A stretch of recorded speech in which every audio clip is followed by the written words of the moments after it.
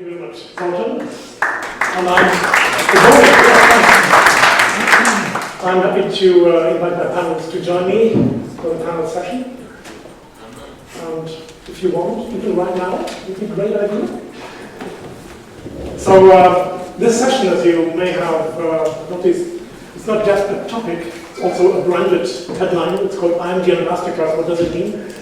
IMGL stands for the International Masters of Gaming Law. Those of you who are not familiar with that, it's a global association of gaming legal and gaming market experts with members almost in every jurisdiction that has gaming as a market or being a regulator. And the association is based in Las Vegas, in the US. And the idea of the masterclass is we put together some international experts, leading experts, provide a discussion for a topic to existing trade shows, conferences, but only to those who meet the IMGL standards, meaning very well organized, on a certain high-level standard, perfect acoustics and room conditions. And as you can see, we are here with Sultan. We are always joining Sultan's sessions, Sultan's conferences everywhere, because it's my personal opinion, it's one of the best conference organizers we have across the different jurisdictions.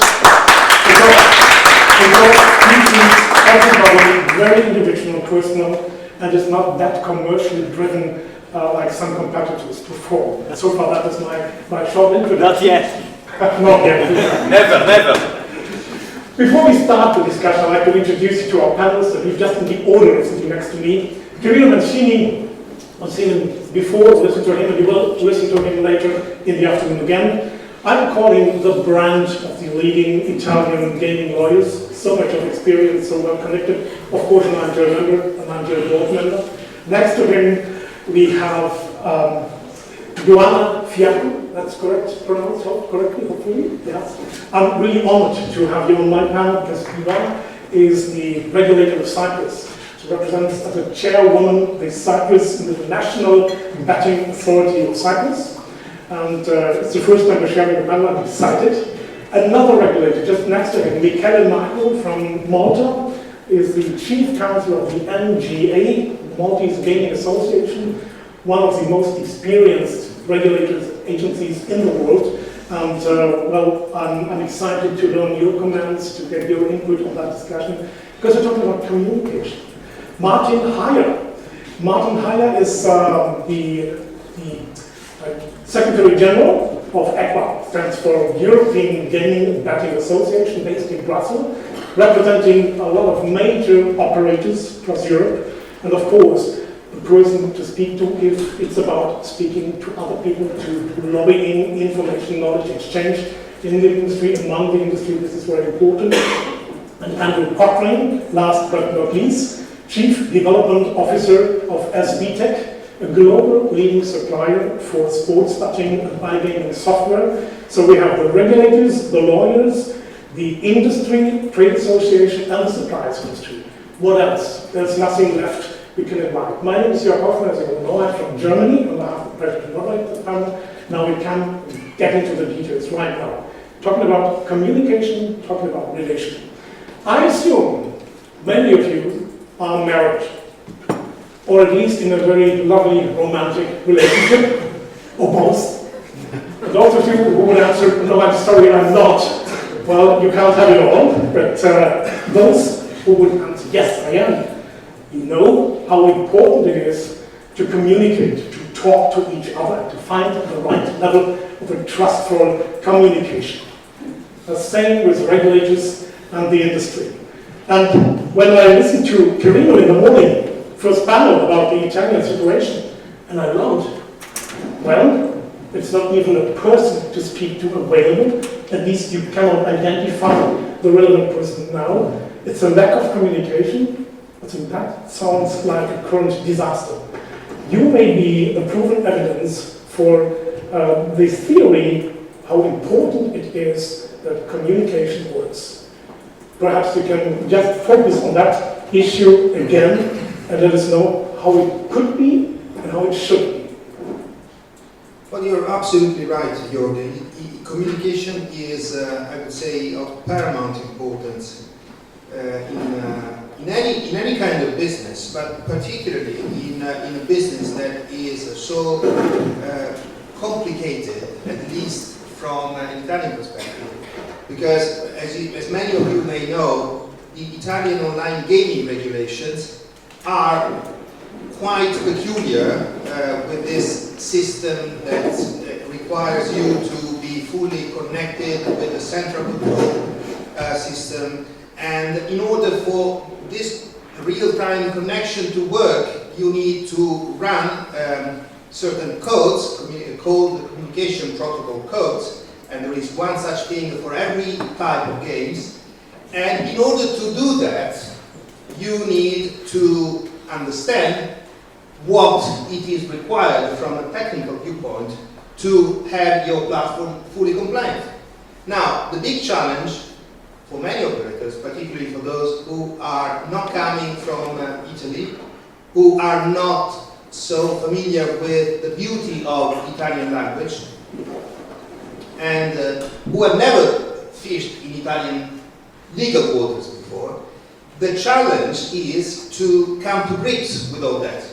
And this also means that you need to be able to communicate with the regulator, seek clarification if necessary, because we, lawyers and advisors in general, we try and bridge this and deliver messages to the regulator.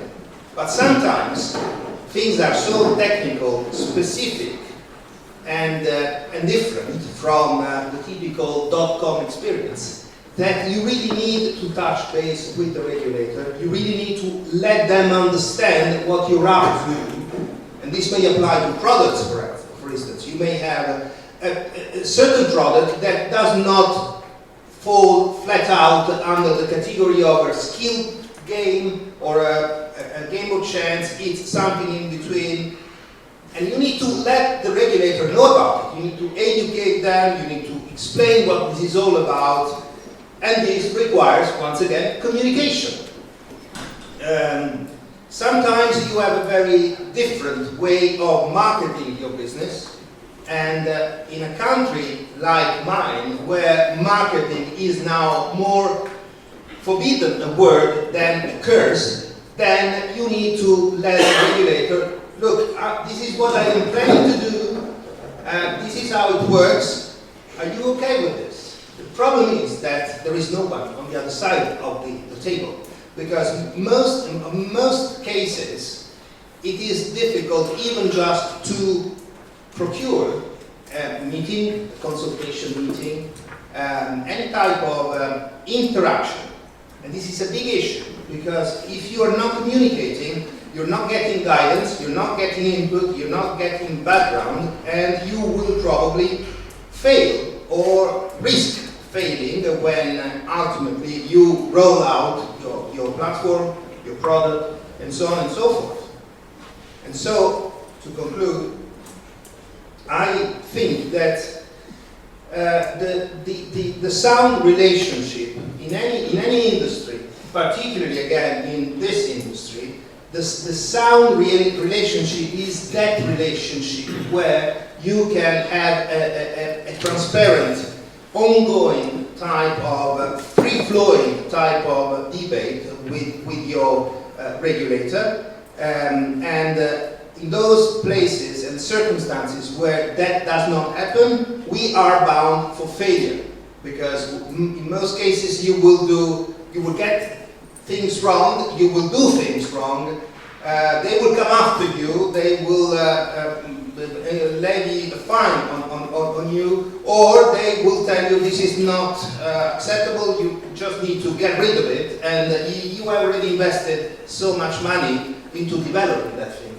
So indeed, communication is crucial. Yeah, I learned from your work that it's important to understand there is regulation and how to apply that regulation. Is your interpretation correct or not? And if there is no communication, there is no mitigation of enforcement risks, because it could be different in view of regulators, which is an important point. Maarten, from your European cross-border perspective, you could compare various jurisdictions, various attitudes of regulators in different countries, and I think they're really very different. What's your generic point of view in regard to that discussion? Yes, well, I think the challenges in all the member states and all the jurisdictions are the same. The sector is highly regulated, and it will not go away, and it will only get more complicated than it is already. And I think understanding those rules that are applied is a key requirement for operators to be able to comply with the law. I think that's the main challenge that we see. And how different jurisdictions deal with it is very much dependent, I think, on culture, but also on experience, maturity. But it's difficult to say that there is a certain trend. You would expect in Scandinavia the communication would be very easy and very ongoing, because in general they are quite transparent cultures. But there's a huge distinction already between Denmark and Sweden. In Denmark there's a lot of communication ongoing, I think structured. Every so often there are meetings that operators can attend to, whilst the discussions with the Swedish regulator and authorities are very much more difficult already. So it's very difficult to say that certain cultures function better, but I think it is an obvious advantage to both the regulator and industry to have open communication channels. For the industry, it's important to know how the rules apply and what to comply with. But for the regulators, it's also important to speak with the industry, because technology goes quicker than rules, and there's always innovation ongoing. And if you want to make the market a success, and I think success is both in the interest of the operator, but also in the interest of the authority. High channeling rates, all the arguments that we know.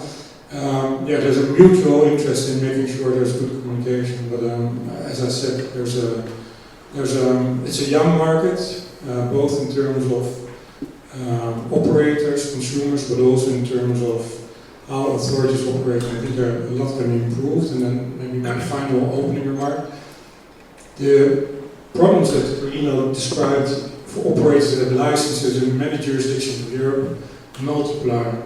And so one of our objectives as an association is to get more standardized rules applicable in Europe, because obviously having to deal with all these different situations, different requirements, makes it extremely difficult for operators who want to comply with the law to actually do it, because there might be conflicting rules. So it's one of the objectives of our association, is to make sure that we have more similar rules apply everywhere, so that some of the problems that we face now can disappear for obvious reasons. You mentioned this example of Scandinavia, 2 jurisdictions, different regulators. You think it's a personal issue? It depends on the personality of the regulator. Just to mention a best practice example, which is Denmark, of course, Birgitte Sand. She is omnipresent at conferences, and she always has an open door and an open mind to talk to the industry, to learn. Others don't. You think it's just about the person of that regulator, or is it more kind of political environment?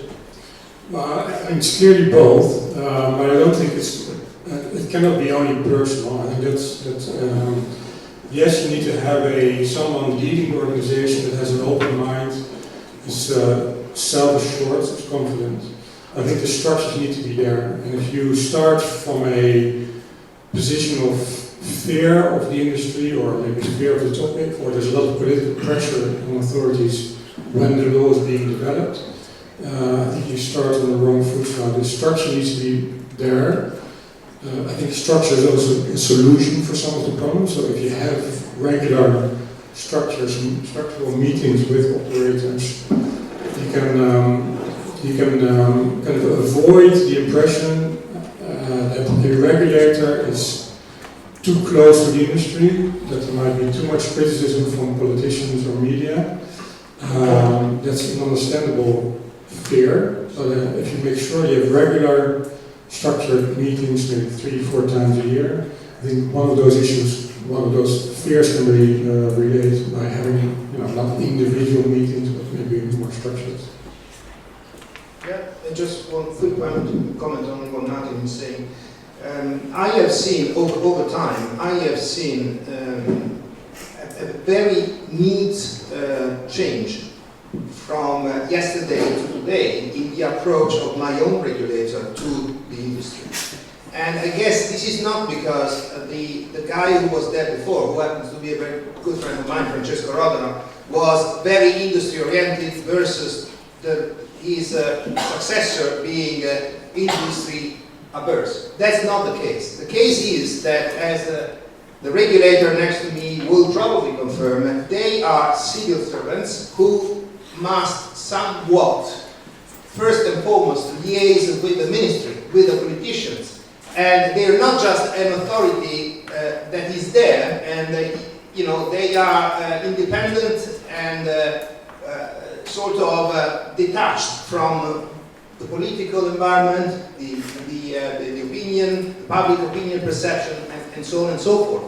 So if the political situation, like it happened in Italy over the last few years, becomes worse and worse, and there is this really strong emphasis towards and bias towards gaming, then the regulator's office must somehow deal with that. And I reckon that the ADM offices, the Italian regulators' offices, are now an unreachable target up there, not because the guys who are sitting behind the desk are bad guys. Simply, they are not in a position to openly talk to the market, to the industry, because the political situation is so bad and so compromised that they don't want to be seen as being too close to the industry, and therefore it's safer to shy away, to stay there, not to answer the phone, not to allow the industry to get closer to you and communicate with you. So put the blame on the politicians. That's my bottom line. Can't be wrong there. And then, from the supplier's perspective, usually we think a supplier does not talk to regulators, but of course you have licensing in various jurisdictions, at least the UK, the US, will find different attitudes of regulators and regulations, of course. If you compare and if you share your experience with that, what would you say? Thank you. Thank you to Zoltan for the opportunity to speak on this illustrious panel today. So from a supplier perspective, I mean, SBTech, we're operating in around about 20 regulated markets around Europe. Just roughly half of those requires us to have some kind of B2B license. Certainly in the US it's a different situation. We're required to have a B2B license, or certainly an initial temporary waiver license in every state that we want to operate in. As of yesterday, we're live in 6 US states, just to put it in context. And there's two very different scenarios for us with regards to our relationships with regulators. So where we hold a B2B license, we're an active stakeholder in the regulation. So we have direct communication with the regulator. We're engaged on many different fronts, both from a compliance and technical perspective. And with many regulators, we enjoy a very fruitful relationship. In the US in particular, it's been a very interesting learning curve. We've gone to meet regulators who don't know what sports betting is. They don't understand sports betting. They don't understand trading risk management. They have no real idea. What they have is some draft regulations that some politicians have drafted. And their job as the enforcer of these regulations is to make sure that operators are interpreting them in the right way.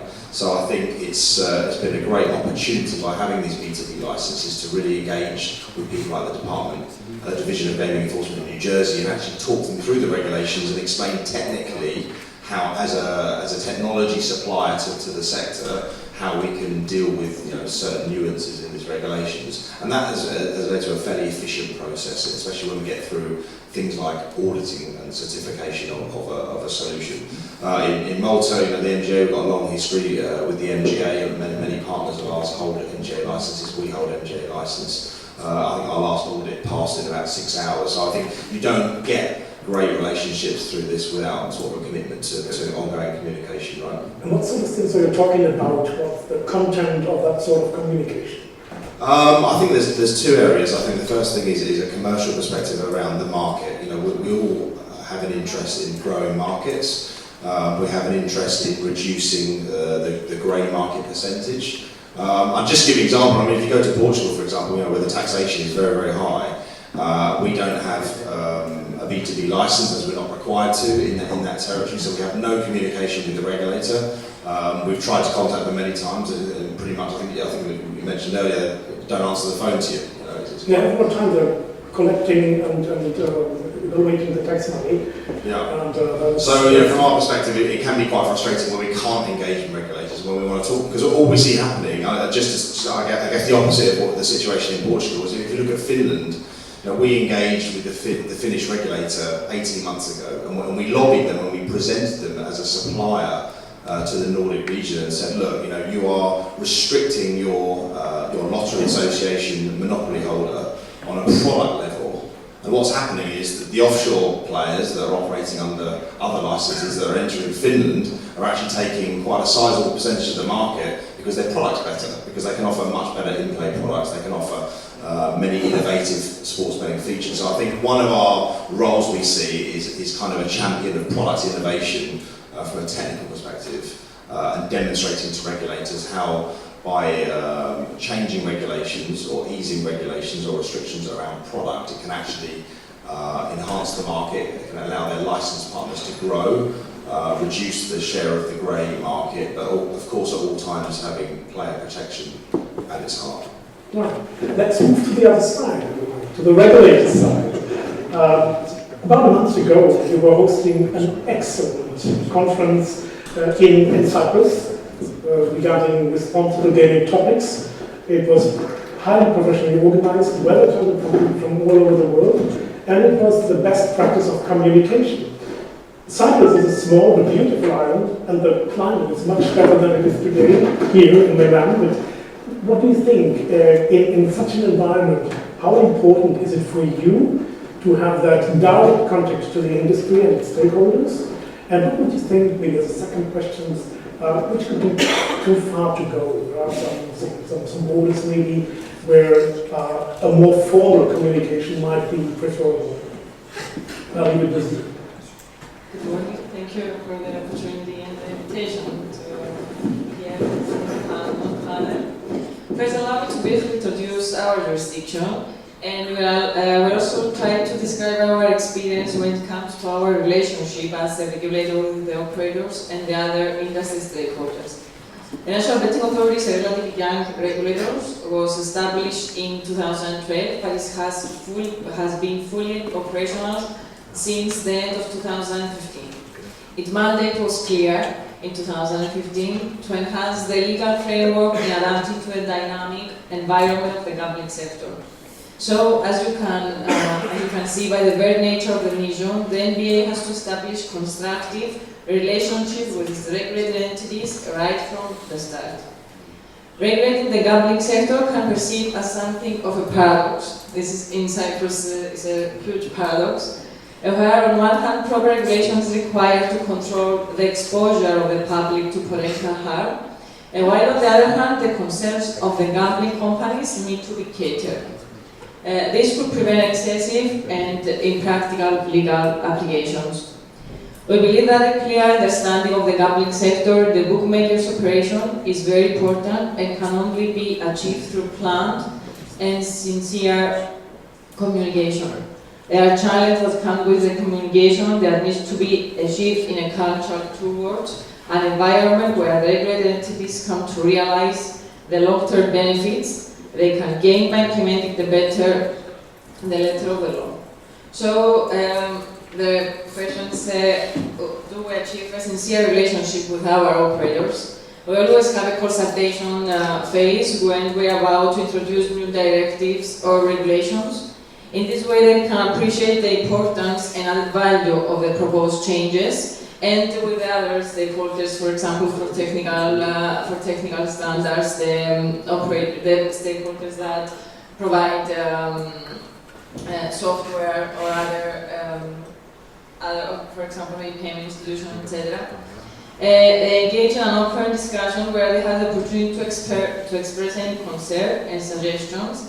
And this creates an initial reaction which is useful for the authority. Over a certain period following this open discussion, the bookmakers are also given the opportunity to provide their feedback, and an honest attempt is made by the authority to respond accordingly. We have seen that by allowing the regulated entities to be part of the drafting of the rules, and they will later be called to follow, they get the feeling of fairness and mutual respect. We are not reluctant when it comes to interacting with the industry, nor do we schedule meetings just for the sake of appearance. We believe that an honest relationship, one that highlights commitment and respect both concern and weakness, is vital, especially in this industry. Economic opportunity and development must be coupled with social responsibility and awareness. In these actions, we have organized the second Responsible Gaming Week in order to lead by example. Output should be balanced through a culture of sustainability. The authority focus in this point. And this was furthermore enhanced when we had to proceed with the blind licensing procedure in 2016. This for us to pay attention to local and foreign expertise, as we found ourselves, often admitting our lack of competence in certain matters. And at this time, we express our thankfulness to SBTech because we have more input in the technical requirements in Cyprus jurisdictions, and thank for this. Prospective applicants offer not just technical assistance and guidance, but valuable experience from other jurisdictions and advice accordingly. We believe that the operators need to be empowered and facilitating their business model and their sustainability, and this can only be done if we lead by example. We do not want our operators to fear us, but rather see as partners. And we have an internal policy to answer the phone every time and email in 48 hours in order to the industry go away. That's a brilliant commitment, and it shows how much of a mutual benefit it is to have this exchange of knowledge. Technology drives this industry, and guys like you're always ahead of regulation. So if the regulator and the lawmaker gets these updates from the industry, it's easier to follow, to understand. 20 years ago, when all this industry started, you couldn't expect a regulator to be informed about electronic devices and online gaming. They start from scratch, and of course it works better if there's a partner. One of those first-time experiences were certainly in the MGA, which has developed a lot and improved a lot since then. You are now representing this very modern and sophisticated facility. I assume you completely share the view of Ioanna, but what's your personal point? You've had a lot of experience in talking to the industry, and we discuss this later, in talking to other regulators, which is also very, very important. Michele.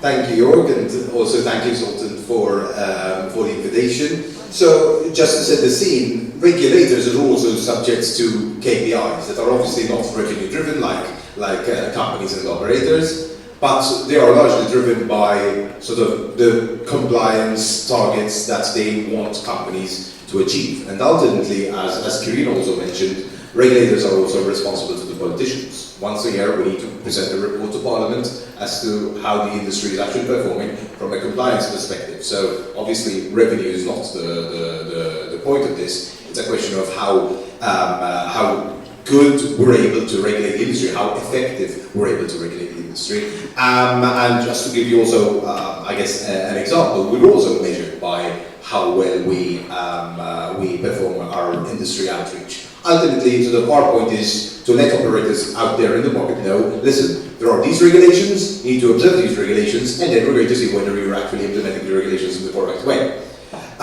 So, for example, last year we were dealing with our money fund evaluation, and the money fund assessors would ask us, listen, okay, so how many times have you performed industry outreach to actually teach the industry what your expectations are with respect to AML? So we actually had to give a breakdown of how many times you actually spoke during conferences, held workshops, and so on and so forth to the industry.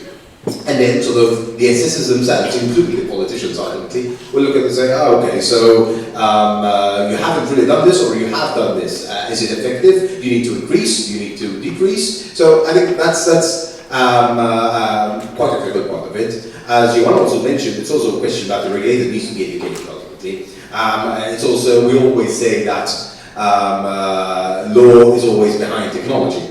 It's a question of whether the regulator themselves and the employees within the regulator are actually up to date with what's going on in the industry. So we actually have a policy that we should never refuse meetings. Now, obviously, if someone is rude or is not being upfront with certain things, you do refuse a meeting. But otherwise, if someone asks for a meeting, you do meet, you do understand that person's proposal or whatever. So, I mean, sometimes, funnily enough, we get operators or businessmen coming up to us telling us, listen, I have this very new innovative business model that I would like to show you. And you realize, well, I've seen this 3 years ago, actually. It's just a question of you knowing what's happening out there. For AML, for example, we do what we call familiarization visits. And the purpose of that is that, okay, you have your regulations, and our regulations are actually quite practical for AML in the sense that they actually say quite clearly what operators need to do. But there are different ways on how to achieve that. There are different technologies out there, different technologies that keep on being updated. So what we do is, through our own risk assessment, we see which operators are best scoring in the sense of least risky, and which operators are the worst in the sense that are most risky. So we actually target the most risky with intrusive examinations, but the least risky, we do what we call familiarization visits. We go there with an open mind to see what they are doing right. What systems are they implementing? Because ultimately the system that a good performer implements in 2015 might become the industry standard in 2020. So we would know exactly what is available out there, what companies should be looking at, what is technically possible, what is technically not possible, and that is actually something that is crucial for a regulator. So yeah, that's I guess a bit of a practical taste of what we do ourselves. Absolutely. You both said that it's common practice in your authorities to talk, meaning to take the phone call or even to arrange meetings and have a personal discussion. Just by way of estimation, that sort of communication between the stakeholders of the industry and the authority, is it basically done by personal talks within meetings or phone calls, or is it more or less a written communication? It's probably both. I wouldn't say one is more than the other, to be honest. I mean, meetings sometimes are of a less technical nature. I mean, normally more tangible conversations happen over email, especially because sometimes operators would want peace of mind. So they would want something written down on a piece of paper or an email or something like that. But I think what the most important thing is that operators, when they reach out to a regulator, they also need to consider sort of the boundaries, because it's. I mean, okay, you reach out to a regulator, but go to their premises and ask for an appointment and meet there. But avoid, for example, asking for a lunch meeting or a dinner meeting, because there are boundaries that need to be respected ultimately, and there are, the regulator can't be that close to the industry. No, it's a question of, listen, there's a specific office inside the building, that's where the meetings happen. You don't need to go out for lunch. That's something that will make the regulator It's very practical.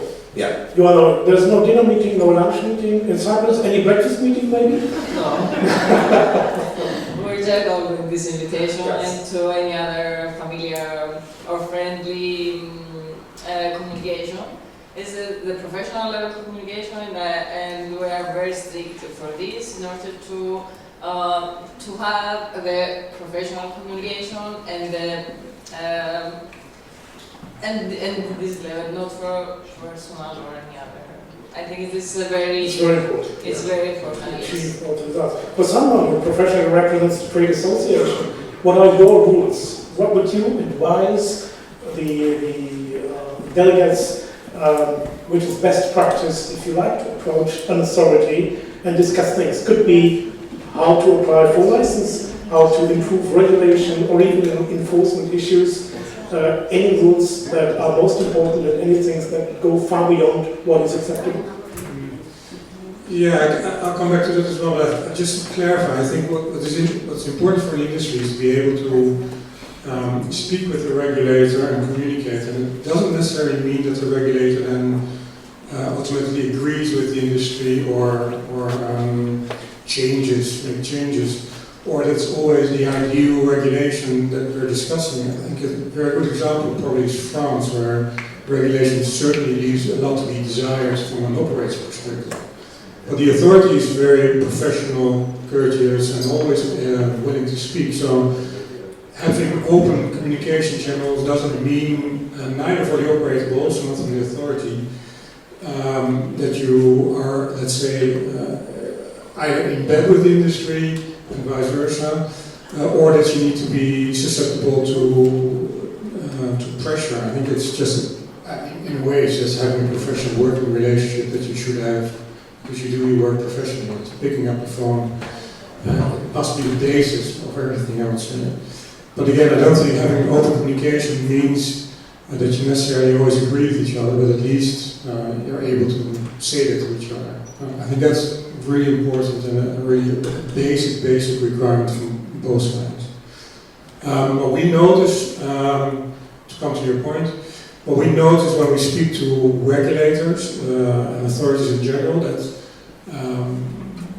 oftentimes we as an association, but probably associations in general, have somewhat easier access to politicians and regulators than individual companies, and that is also because often authorities like to stay away from the individual interests of one company, and so an association then represents those companies.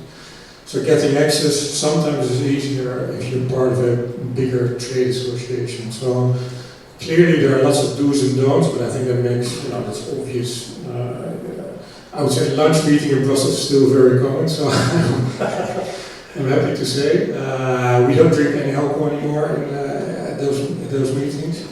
But no, I think that's still within the realm of the allowance, so it's also somewhat cultural. But yeah, presents, anything like that, any gifts, any clear no, I would say always meet on the territory, in the offices of the authority. That's a good start as well, especially if you build up a relationship. But it's rather common sense rules, I would say, and somewhat cultural.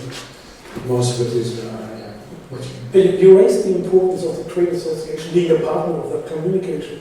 It's easier to answer one question once than 100 times if everybody's knocking on the door and says, I have the same question. In particular when there's new regulation being introduced. From your point of view as a regulator, how much do you appreciate to talk to representatives of remote gaming or whatever associations instead of leading these discussions with representatives from the operator's side? Maybe Michele, you have an answer from me. So I actually have, I guess, an anecdote to make. A couple of years ago, we were consulting on the implementation of the fourth AML directive, right? And in Malta, there's not really a proper central body for sort of speaking to the regulator. But we had many different operators with very different profiles, obviously coming to speak to us about this, and that part of the proposed regulation is very harmful, it can't work, this and that, and so on. But it was obvious to us that there were very diverging sort of views by operators who technically, on paper, should have had a very similar business model. But, if one operator says, yeah, that is doable, the other says, no, that's impossible, obviously the regulator is going to go with the toughest, and what they think is the most, I guess, onerous part of regulation. And that doesn't obviously play well to the industry. So it's actually very important, I think, in general for the industry and for the regulator, because obviously we'd rather have one meeting rather than 10. But it's very important that the industry sort of is actually to a certain degree organized, that they can be able to sort of represent common views, especially when there are similar business models, because if we get diverging views, we're always going to go with the one that is the most stringent, ultimately. Now, whether that works for the industry or not, that's you know. Yeah. Joerg, do you talk to other regulators and discuss how to approach the industry, how to communicate with the industry? Are there some interesting experiences learning from each other, or is it just a topic that is not very common among colleagues? We have synergies between the other regulators, and I think it is the time to empower them, exchange information, and to increase the communication. But before we start to license the online betting, we exchange information with other regulators and to take expertise and about the regulation, about the license procedures, and for the industry, for the technical requirement, but with other regulators. And after this is to adapt in our jurisdiction with the land and land based and online regulation inside and the environment in Cyprus, because every country is more different. In Cyprus, so many years without a legal framework, it's more difficult to put the new regulation. All of this, but I think it's more important to exchange information and exchange best practice, and with other member states or other countries. Imagine the law changes. Maybe there's new products on the market, things we can't imagine now, like it used to be all these years ago. Mobile gaming comes out and things like this. What would you do, or what would you suggest? How is it best practice to absorb that sort of information? Sorry, it's a bit this way. That sort of information from the industry and learn from the industry. And will it be the regulator, or will it be collaboration of lawmakers, politicians, and regulators? How much are you involved if there is an update necessary of the current law? Yes, I think it's better to have all the stakeholders, not to have the best regulation and not a strict regulation and not applicable regulation. Yeah. Yes, I think it's yes, but we empower the healthy lobby in Cyprus and I think in Europe, because give more in practical information to the politicians. This is more important. Yes. For us, and it's more countries, and the lobby is more useful. Right. This friend next to me and myself, we have something in common. We are two old guys and practicing gaming law for quite a lot of time. And I remember when it started, it all began here in Italy, and the regulator really came up with one draft after the other, step by step, introducing the regulation. You were representing the industry, but you had a very close contact to the authority as well. How much could they learn from your experience? How much were they willing to learn? Because as an IMGL member, one of the benefits is you have this cross-border view. You know what happens in other jurisdictions. You could learn from do's and don'ts in these other jurisdictions. You can anticipate developments and say this happened in that country, that jurisdiction. How was it in the old days? Because I thought it was a story of success. You make me feel even older than actually. You're not as old as you look, my friend, I can tell you. I would say that, yes, obviously, the advantage, the potential advantage of having many opportunities. Guys like us are every second day are on the road, either on client business and or conference business and or IMGL business. So we speak to many people, we hear many stories, and we are talkative enough to be willing to spend a little bit of unbillable time with regulators to share views, opinions, tips, and so on and so forth. The fact of the matter, though, is that nobody's listening, because what I wanted to say is that communication to me has two faces. It's confidence and self-confidence. It's confidence in the people you're talking to, that they are fair, transparent, they are unbiased, they are willing to share with you information, they are willing to take notes from what you say as a regulator, etc. At the same time, it's also about self-confidence, because you need to have a story to tell, and you need to be willing to tell that story to the industry. If you are just behind a glass wall and you are not talking to anyone, that to me also means that you lack that self-confidence. And just to give you a touchable example of what I'm saying is today. Today we have regulators from Cyprus, regulators from Malta, regulators from as far as South Korea in the audience, and welcome to them, of course, and thank you for having made this long boat trip to a rainy Milan.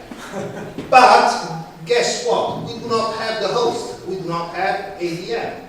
And this is a big shame. This is a big shame. I am sure that they got duly invited, they got duly contacted. I can, for one, witness that we were also in touch with the regulator's office, but they're not here. They're not here, and this is bad, because this is their home turf. They could have come here just to welcome all of you guys and to tell their own story, but they didn't. And this brings me back to what I was saying before. The political situation is such as not to make it so wise to show up at an industry event, whereas that's exactly what you should be doing, especially if you are in a situation where you don't have such a great relation, such a familiar relationship with the industry. That's still the case for you to be there and tell, guys, I'm here anyway, and this is my position, like it or not, this is how we do things in Italy. Okay? But at least you had the ability and the opportunity to tell your story. But this is not, unfortunately, this is not happening, and this is a big shame. My final remark, very quick, goes also, I want to put some blame on the industry, because if you, at least in this country, you are so fragmented, so parochial, that you are even unable to get together in the same room, online industry, land-based industry, hybrid industry, all together, just a few deliverable things on which we all agree that this is where we should be going. How are you expecting to ever be heard by the regulator? Because the image that you give to them is that of a very fragmented, very selfish industry. Very interesting point, Quirino. And again, from the supplier's perspective, since you really make your experiences in various jurisdictions, so you have that advance, that your knowledge could be provided to those regulators you're talking to. Is that a matter of fact? Is that important in your talks, that you can just anticipate developments in jurisdictions because you learn from others? Yeah, I think we do absolutely learn from the variety of different regulations we're in today. You know, when we see draft regulations coming out, we're very quick to review them and see where technically our solution fits. Many regulators are copying other regulators when new regulation comes out, so it's something we keep abreast of. I think from our perspective, it's just about keeping that open communication and trying to promote, as I said before, a growing, healthy market, at the same time balancing player protection and not leaning on the side of player protection more so than the market. So we're seeing that in numerous markets. I mean, if you look at Sweden, for example, today, extremely tough market for many B2C operators that are there today. Fines are being dished out left, right and centre. It's a theme actually for the operators here. I mean, certainly the UK Gambling Commission has changed its approach in the last 2 years, and I think that's going to continue. And I think you're starting to see tougher enforcement right across Europe around regulations. So I think perhaps because we don't own a B2C license, perhaps we're more on the front foot with regulators where we can be, so we're very keen to talk on a regular basis. We do see a lot of our partners who are operating in regulated territories with licenses are actually quite afraid to talk to regulators. And when they receive letters or opinions regarding anything they're doing, they react pretty cautiously to that. I mean, which is fine.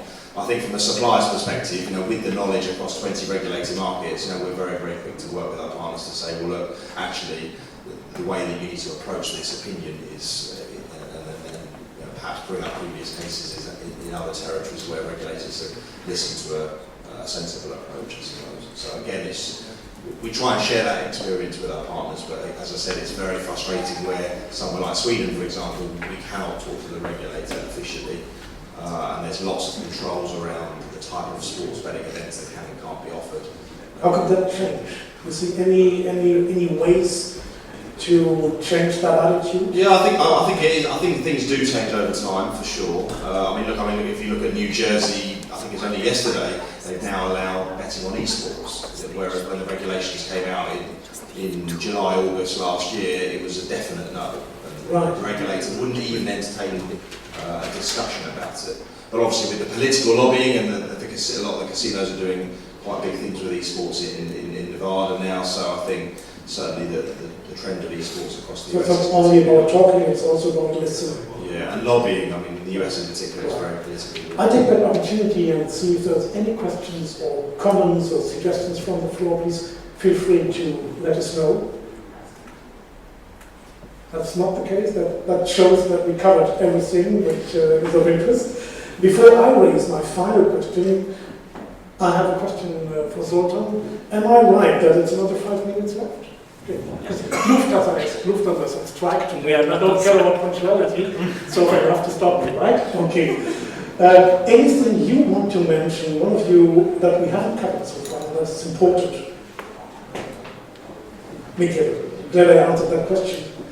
So maybe one thing that could be good for people to know is that actually regulators share quite a lot between themselves, probably more than most people would expect, especially at least in Europe in 2014. The European Commission had facilitated an administrative cooperation framework, and basically quite a few times every month we do get regulators sending emails to all of the countries. Could you please copy me of that email? Saying, okay, how do you actually treat this particular business model, or how do you regulate this particular type of RG, that sort of thing. So it's actually, regulators do share a lot between each other as to best practices in the industry and so on, and even exchange of information and so on. So that's actually something that's happening all the time. So, yeah. Right, thank you very much. My final question is a question for all of you. You're not prepared to answer that question, but you're qualified. So, we talked about best practices. Let's talk about worst practices. What would you think, just spontaneously, is the biggest mistake you can do when you approach the regulator? And of course, from the regulator's perspective, what can the industry do wrong if they knock on your door? One after the other, and then time to close that panel. I believe that and I've seen that already, especially in the past, that the most tragic mistake that an operator could make, especially if they were coming from abroad and they were approaching the Italian market, is to have what I call the cowboy approach, which is I know how to do it, I'm bigger, better and faster than anybody else out there, and I will show you what I can do. That is wrong. That is just extremely, absolutely, definitely wrong. You need to be humble enough to understand that, again, I'm speaking for my own jurisdiction here, that this is a special market. Many people, most people out there do not chew English just enough to say, good morning, how are you, especially in the public offices. So you need very good Italian speakers, preferably Italian natives, because they also need something in their DNA must be tweaked the Italian way, otherwise they would never come to grips with Italy. you need them to understand that this is a special environment, and only if you do that, then you will get it right. Otherwise, if you think that simply because you do business in 30-something jurisdictions, etc., you will get it right here, you're bound for disaster. I think it's the better way, the best practice is the better way to learn and understand the market, but I think it's to take the disadvantage and advantage and also to balance according to each time. Thank you. I think actually one probably common mistake is to actually think that regulators are, human beings don't actually work in regulators. We're very much human. It's actually, if you've done something wrong, something that you've breached regulations, don't hide it, just come and tell us. The fact that you're upfront about something very much means that we're going to treat you as being cooperative. If on the other hand you hide something for a number of years and then eventually it will come out, that's where sort of, will come down like a ton of bricks. But, that's because you acted in bad faith by hiding something. If you're actually upfront about things, the regulators tend to be very, very reasonable. And this doesn't just apply for Malta, I know for a fact, because my job is speaking to other regulators. So, being honest and transparent. Excellent advice, thank you. Yeah, I think it's just generally being respectful of the people that you're going to speak with. What are their possibilities? What room is there for them to make a difference? And be aware that a regulator is not a legislator. So I guess it's also a very basic human interaction. But I think being respectful to the person that you're sitting opposite to is, I think, the most important thing that you can do when speaking to anyone, and so also a regulator. Meaning the worst thing is not being respectful. The worst thing to do is to go home and say, we do it like this in the UK, this is the best way, or whatever jurisdiction. And I've seen that happen, and I've heard people speak about those experiences, and that experience doesn't go away. It stays there for years and years and years, and will haunt you when you want to come back. Yeah. Finally, if you share your wisdom with us. I'm not sure it's wisdom, but I'll share 2 points. I mean, first I would absolutely agree with you about honesty and transparency. Certainly when we went into the US market, we were very clearly told by a very senior consultant to tell the whole truth and nothing but the truth to every US regulator, and if you don't, then essentially your US market exports are over before they've started. So I think that's really important. I think secondly is don't pretend you know everything. So I guess I'm supporting you guys and the IMGL members in terms of making sure you have the right legal compliance consultative support in the territories that you're looking to enter or indeed maintain relationships. So we have a different legal representative in every US state, for example, someone who understands the local gaming law, who can lobby the regulator on your behalf and often will resolve situations much faster, more effective than perhaps you can do yourself. Brilliant. Well, I enjoyed the contribution of every single panelist this morning. If you did the same, I think then it's time now to clap your hands. This was a very much.